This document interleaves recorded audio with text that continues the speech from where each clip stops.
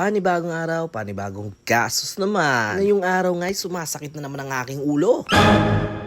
At medyo nakukulangan nga tayo sa tindig nitong si Clay. Kaya ipapakita ko nga sa inyo kung paano natin pinamagic glow itong si Clay. At tumungo na tayo dito sa mekaniko. At papabawas natin ang haba ng ating front shock. Dahil ang gusto nga natin ay lowered pero hindi naman static. Kasi mahirap yun pang daily. Pinagtatanggal na nga yung laman sa loob ng ating front shock. Siya nga pala mga bossing. Yung iba dito nagpuputol ng spring. Yung iba naman flyball yung ginagamit. At yung iba pinapasukan pa ng maliit na tubo. Pero ewan ko ba sa ating mekaniko. Uli na kasi ako nung dumating. Kaya hindi ko alam kung anong pinaggagawa niya dito.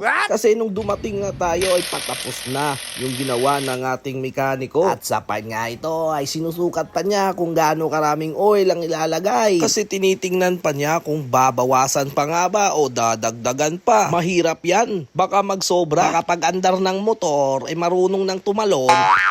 Iput nga muna tayo sa lowered na front shock mga bossing. Kasi wala pa naman tayong natitipuhang bilhin na caliper. Kaya balak ko na lang bilhin ay yung 4-pot na CNC caliper din sana. Tas papartneran ng magandang shock. Wala pa ako sa ngayong napili. Kaya i-lowered muna natin yung stock na shock natin para mas may kaunting tindigan. At sa part na nga ito ay kinakabit na nila ang takip ng spring. Medyo nahirapan pa nga itong ipasok. Ganyan talaga. Pag binabalik na ay kanya-kanyang technique na lang talaga yan. Medyo mahirap nga lang, lalong-lalo na kung ikaw lang ang mag-isa. Kaya kung nakukulangan ka sa oras, edi boy magpagawa ka na. Ano pang hinihintay mo?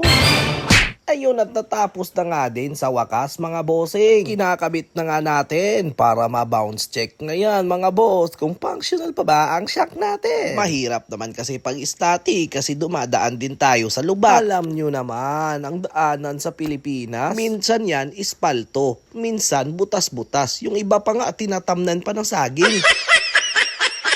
Natapos nang may kabit ang ating front shock at ipapasok na ang ating 17 star. Bigyan nyo naman ako ng idea mga bossing. Ano pa kayang pyesa ang pwede pa nating isalpak dito kay Clay? At ayan mga bossing na matapos na nating isalpak ay pwede na itong i-bounce check. Siyempre patapos nga ang pagkakabit ng caliper ay agad naman nating i-bounce check itong si Clay kung okay nga ba ang play. Nahigpitan na nga ito mga bossing. At syempre pwede na naman akong gumala. Eto nga mga bossing, kayo nang magusga kung ano ba ang play niya. Pero sa akin mukhang sulit naman talaga. Kaya eto na ang tindigan niya ngayon.